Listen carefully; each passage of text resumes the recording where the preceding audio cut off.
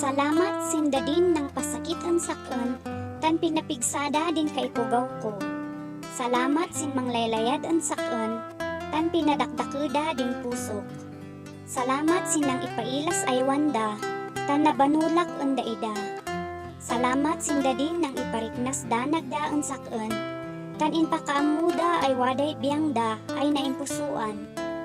Salamat sindadin ng taynan ang sakon, tan inpailada ay bakan amin at manbayag si inggana. Salamat sindadin na taynan sin biyag ko, tan inpariknaday kabanol di gagayem. Salamat sindadin sinanggap si biyag ko, tan bingmadang kayo ay mangpabanol sin biyag ko.